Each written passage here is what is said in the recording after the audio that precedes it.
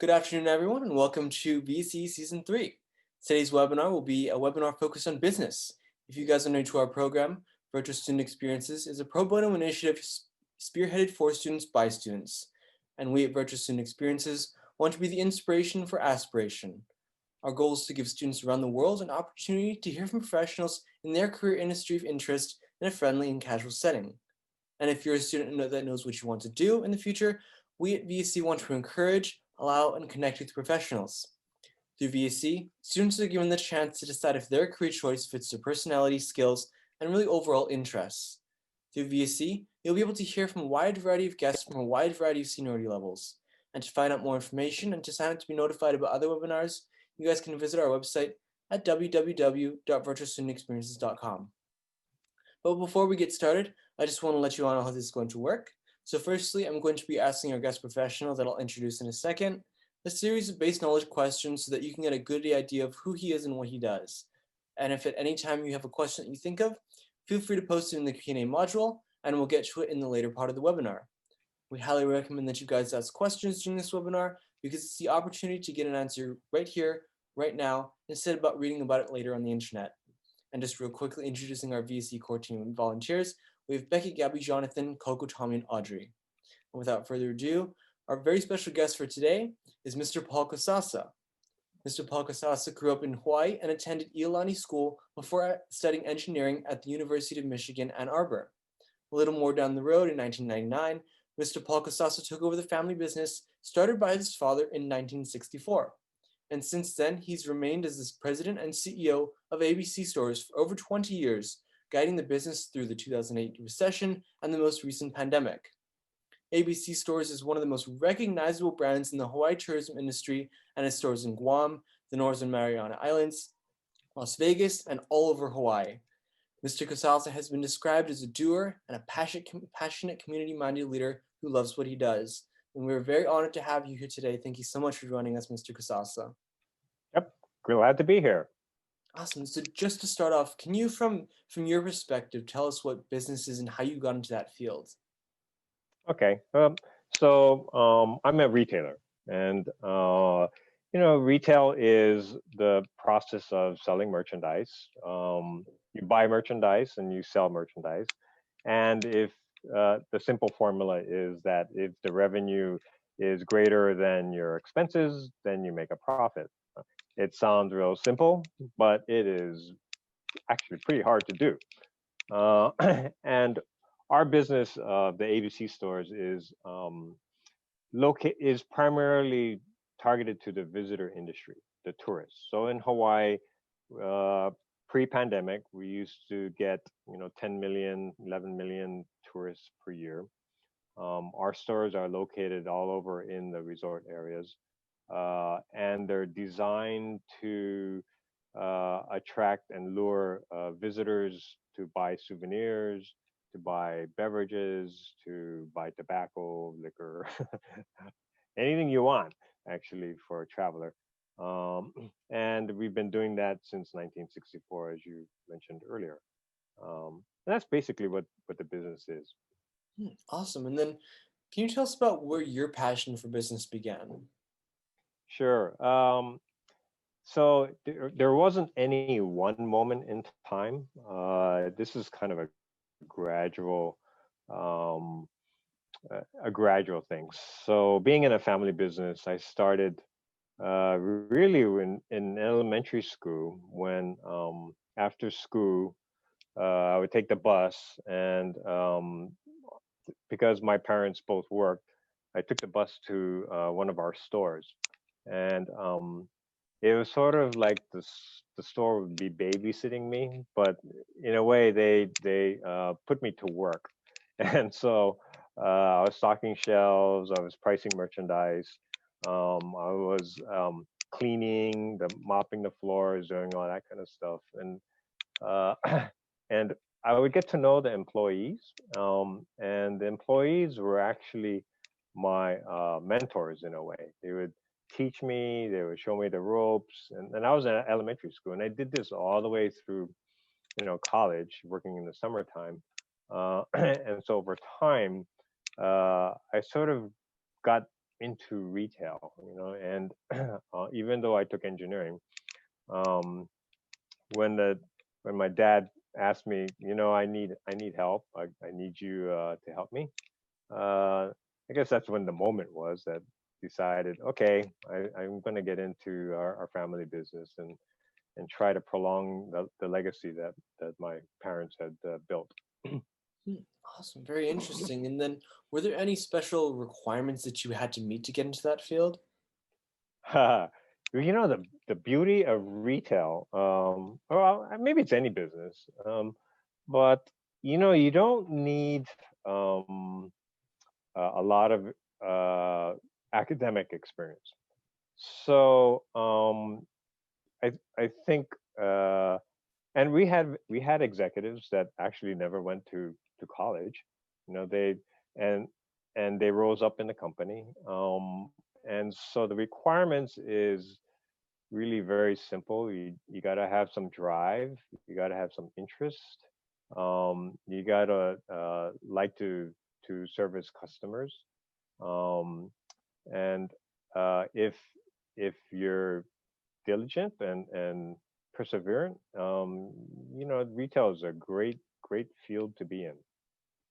Hmm, awesome. And then, I guess focusing on your education a little bit more, can you speak to what role that played in your success and if it's important to go to a really, really named school and get super good grades?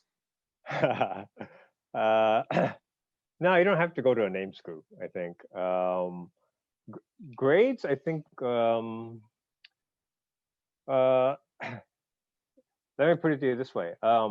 You could go to any school and take the easiest course and get A's, or take the hardest course and get C's. Um, so for me, I went to University of Michigan.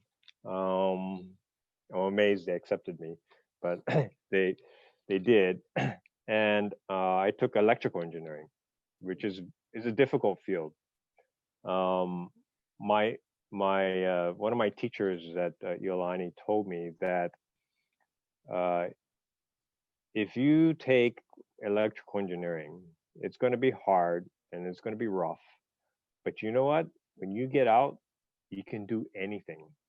And so the his advice was saying, don't take the easy things, take the hard things. And you're going to struggle. You're going to work really hard, but it'll teach you grit. It'll teach you that you confidence that you can finish this. And so I took engineering to I was interested in it, but also to strengthen my brain, I guess. And I figured, well, if I do get into the business, then at least it'll come a little easier.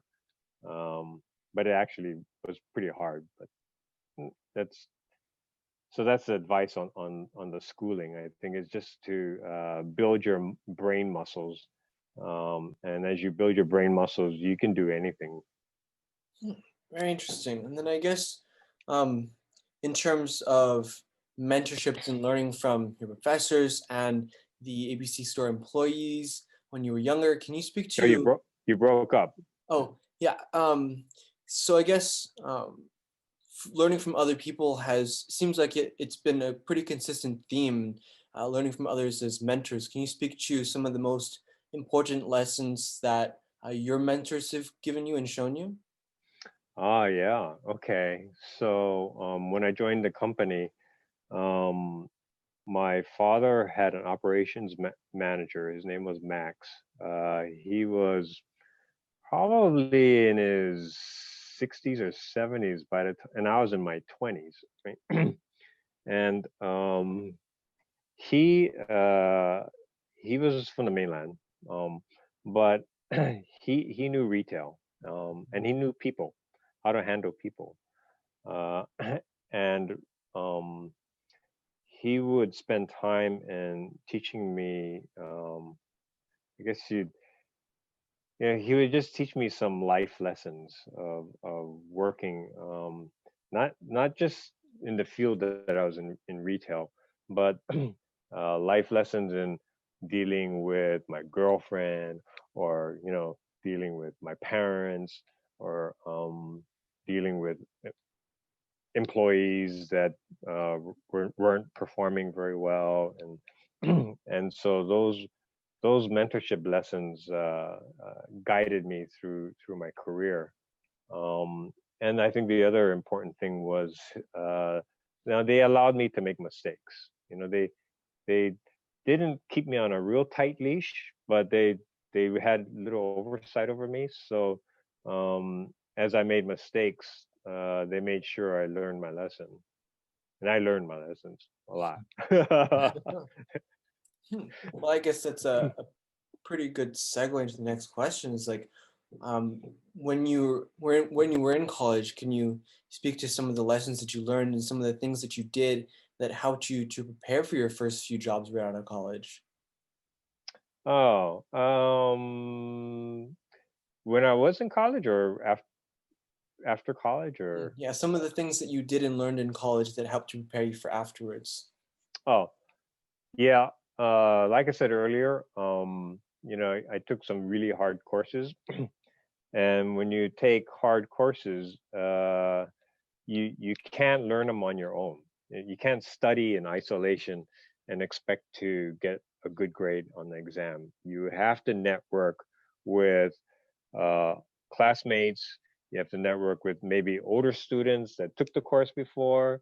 You have to learn from their experiences, the professor. What can you expect from the exam? He says, well, this is, and they'll teach you all those kinds of things.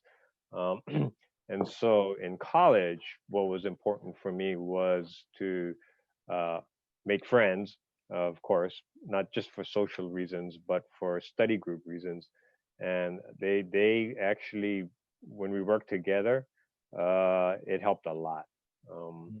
Unfortunately, there's some courses that were, there's only like 4 students in the class, kind of stuff. So, and I couldn't network with them because they were older, or they're doing other things. So it didn't always work, but that's one of the takeaways. Um, and then after college, I didn't go straight to our business. I worked for a supermarket chain in California, and that experience was more, I would say, blue collar. And so what I learned from them, from my coworkers, uh, what I realized was, they were smart too.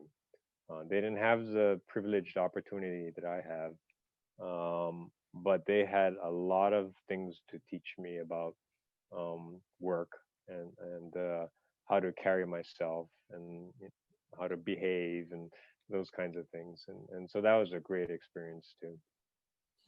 Awesome. And then I guess now as the CEO for ABC Stores for over 2 decades, can you talk about your time there and navigating um, the business landscape over time? Oh, yeah.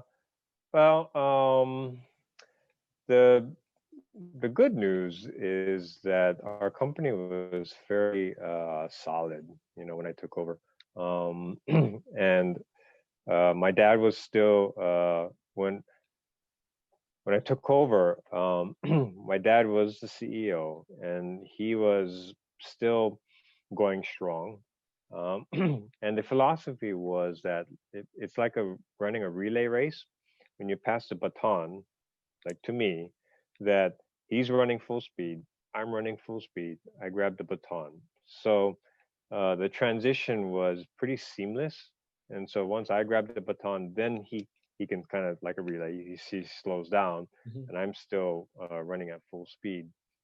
um, we've had our ups and downs. With the Gulf War was a problem with tourism. We had 9/11. That that was a downturn. We've had hotel strikes, airline strikes, but this one takes the cake. This COVID-19 pandemic is the worst ever for us and for many other businesses involved in the tourism industry. Mhm. And to cope with that is difficult. The analogy I give to our people is you're in a football game and you're on the losing team and the score is like 75-0, right? And your heads are down. You just want the game, you want time to run out, but time doesn't run out. So I tell them, you know what? Just try to score, you know. Even if you score 6 points or 3 points, it's not zero, but and they're smashing you, but that's okay. It's a moral victory. It's the pride that you can do something.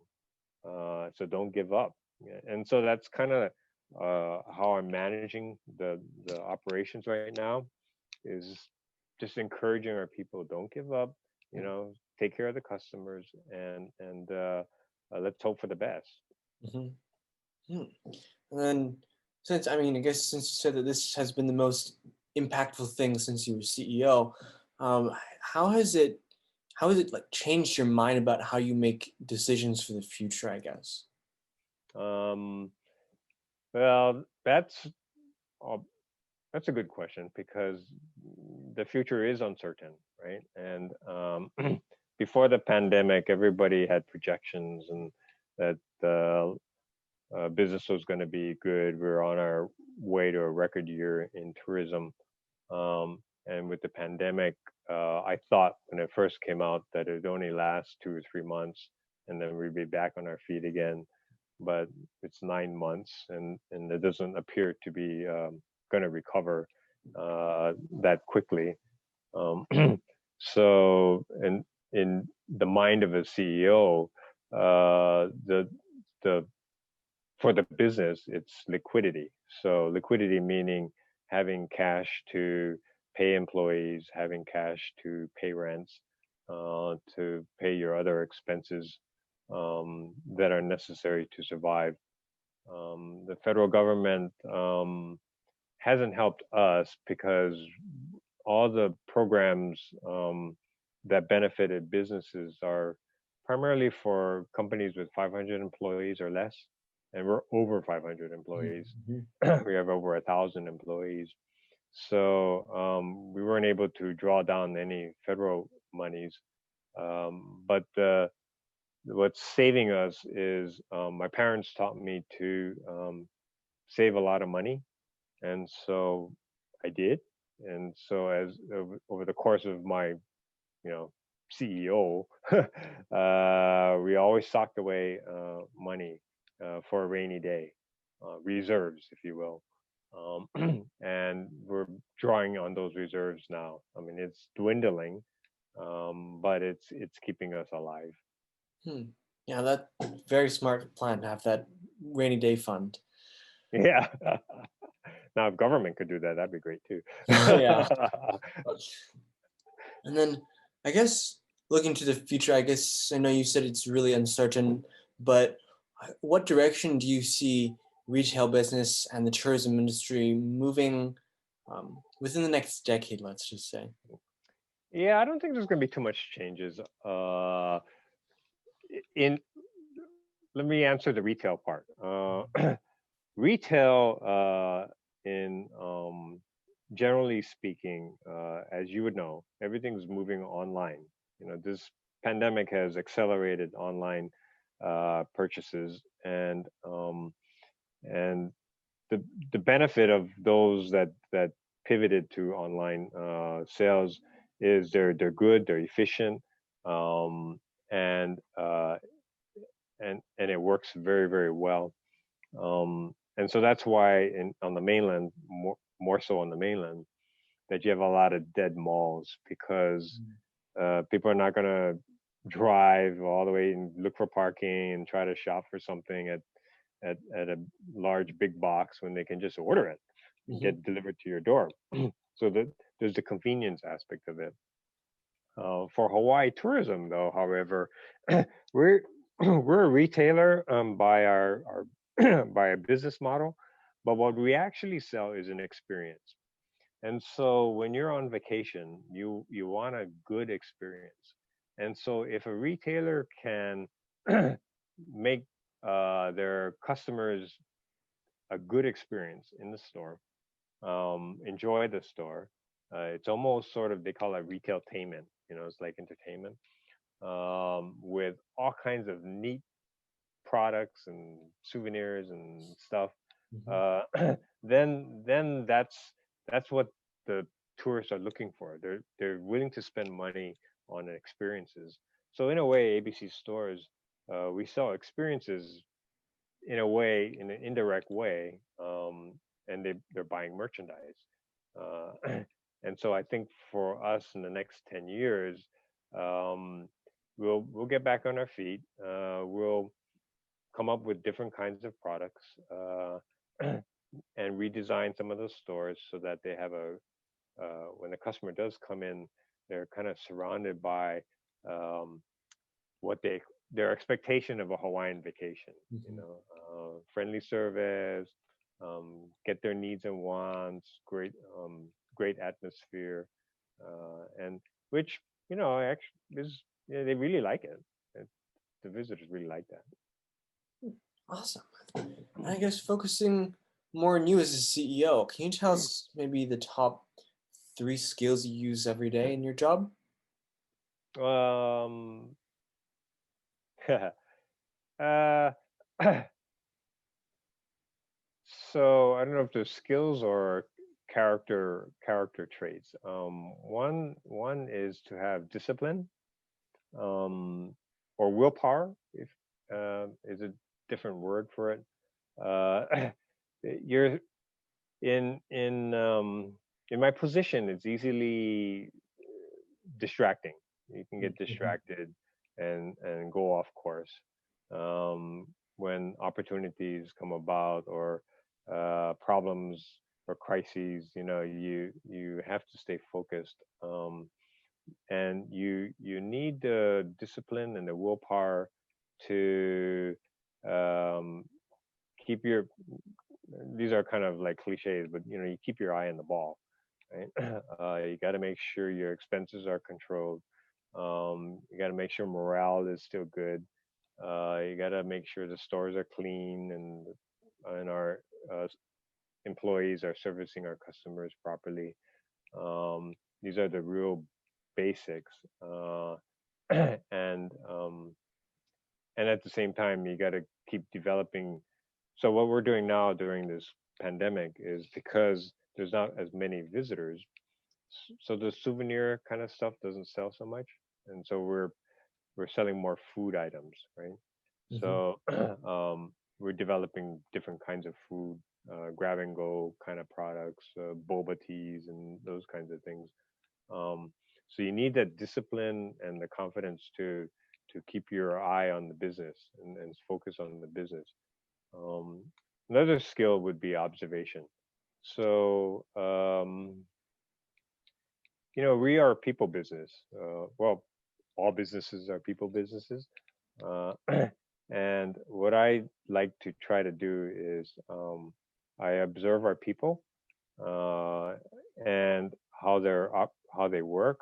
And when you get to know people after a while, uh, you you can sense if there's something wrong, or if they're in a good mood. So take take your parents, buddy, as an Mhm. example. If they're very talkative on a normal basis, and then one day you come home from school and they're just like silent, you're kind of wondering, is there something wrong, mom? Or, are you Yeah. okay? You have that kind of intuitive sense of that. So it's the same with our employees.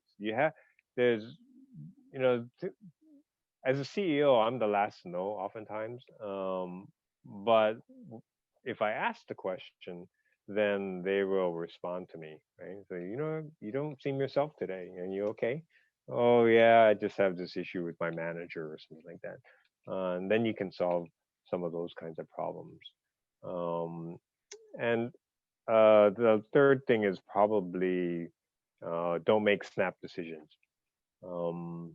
Make decisions all the time, but sometimes it's better just to sleep on it. Saying, well, I can, I know what the answer is, but yeah, I'm going to withhold for a day or two, think about it, and yeah, I would say um, that it's helpful because it helps you think it through, and sometimes you would flip on your decision, which is okay. It's Mhm. okay. Mhm. Awesome. And then I know you mentioned networking a couple times, networking with your classmates in classes and networking with other people. Can you speak to the importance of networking and what role it's played in your career as the CEO of ABC Stores? Very, very important. The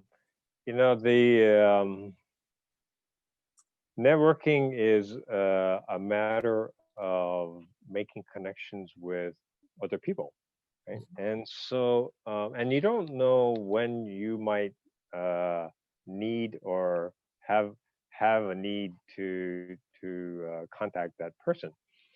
So, I think it's whether you're in school or uh, in business or working, is to uh, try to um, get to know your professors or your teachers or your bosses, yeah, your vendors, your people that deliver to you, the contractors, the uh, as many people as possible, because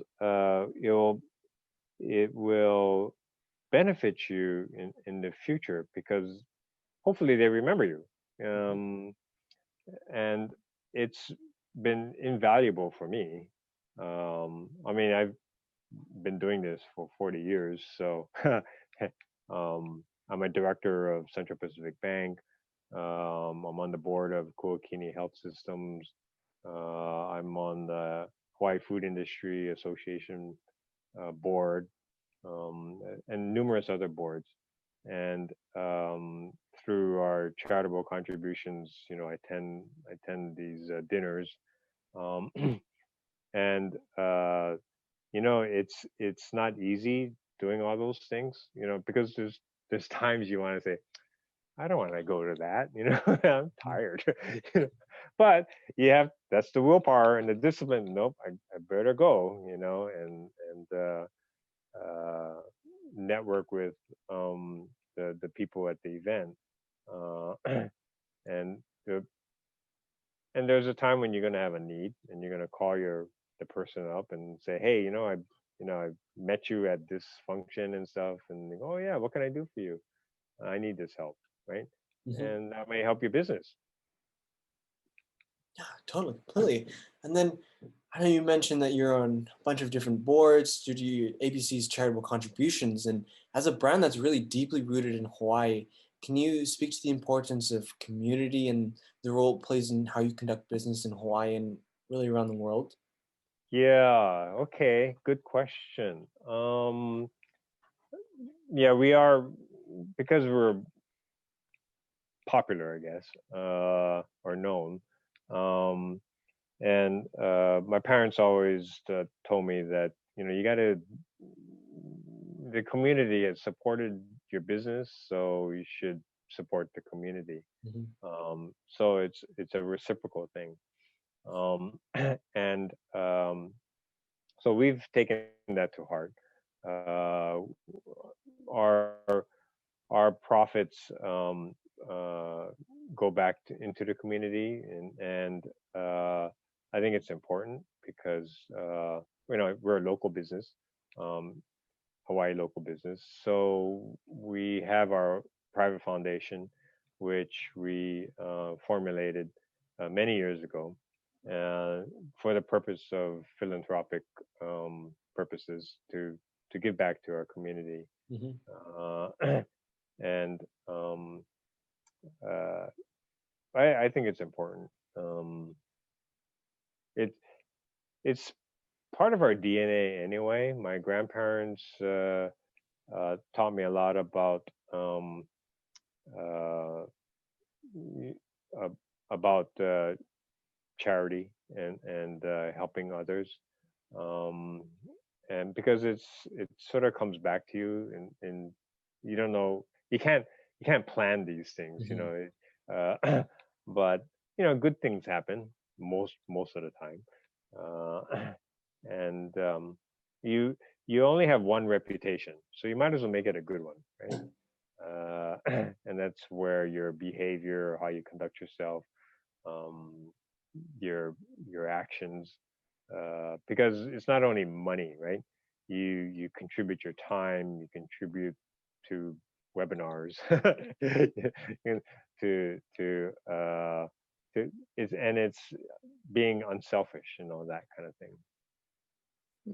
Awesome. And then I guess focusing in on students like myself, do you have any suggestions or words of wisdom for students that are interested in going to business when they're older? Oh well, I well study hard. I guess would be the one thing. And I wasn't a very good. Well, let me put it this way: my grades weren't that good, but I worked really, really hard just to get a decent grade, and uh,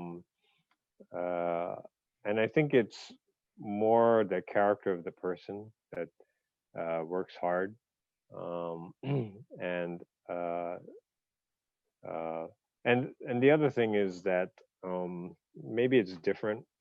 Um, but I tell this to people that my grandparents, they couldn't pick the job that they wanted. Back in those days, they immigrated from Japan. Uh, my grandfather worked in the sugarcane fields. I mean, it's not something you. That's what I want to do, right? They couldn't pick that job, but what they did do was they adapted. So he saved his money, and bought a property in Kaimiki. And this is in the old days, real old days. So it was affordable, Mhm. and he was a carpenter, so he built his own store, and then started buying merchandise, and he got out of the plantation thing, and became a merchant, and so it's not something that I think he planned. It's just that it just sort of happened, right? And so for students today, you may have a desire to be going to startup, be entrepreneurial, start a fashion boutique, or um, any number of those things. But the path to it may take you in a different direction. And maybe that different direction might be, hey, this isn't so bad either. And so uh, I my advice would be flexible, because you might get into an industry that you hadn't planned to, but you're you're good at it, you're successful, and you just adapt to that, and maybe that's the future. Interesting. Awesome. Thank you so much for that. And then just to close us off, do you have any courses or clubs that you think students should take at a young age, either in high school or college? And then what would you suggest is the typical path for a business person such as yourself to take to become successful? Oh, let's see. Well, if I was your age, um, I would join the debate club. I think debate is teaches you, well, you got to do a little bit of homework, um, and it's not to argue, right? It's to be able to be persuasive. Mm. And I think in any uh, business, or whatever you do, persuasion is an important skill. Maybe that's another skill I should have. In being able to uh, communicate well, and Mhm. I think communication is one of the weakest parts of any business. Uh, we have we think we do good communication, but we don't. So debate would be good. Um, I watched on Netflix the Queen's Gambit. It was about Mm. chess. Uh, that that was a great show. I played chess when I was very young. My son played chess. He got into clubs. I never got into that level, but I think that's a good skill, uh, and it's kind of interesting. Um, uh, Physical activity is good. So whatever sports, I think sports teaches you. Uh, the thing about sports is the coach. You know, if you have a good coach, they Mhm. teach you discipline. They teach you how to work together as a team. Uh, so that's important. I'm chair of the Hawaii Symphony Orchestra. I think um, performing arts, whether it's music or dance uh, or art, um, is important for the creative mind, to broaden your mind, uh, and and all those will benefit you. You know, you don't know what the future is, but when you have this knowledge, I think it's so important to have a broad knowledge. And if having that, and a good attitude, um, no matter what business you get into, you'll be successful. Awesome. Yeah, that's all the questions I have for you. Thank you. Thank you so much for answering in really good detail and giving me and our students that'll view this later some really good tips, advice, and really general life lessons. So I really appreciate you taking the time to chat with me here today. Oh yeah, sure. No, I enjoyed it. I Awesome. enjoyed it. Thank you so much. Have a nice rest of your day.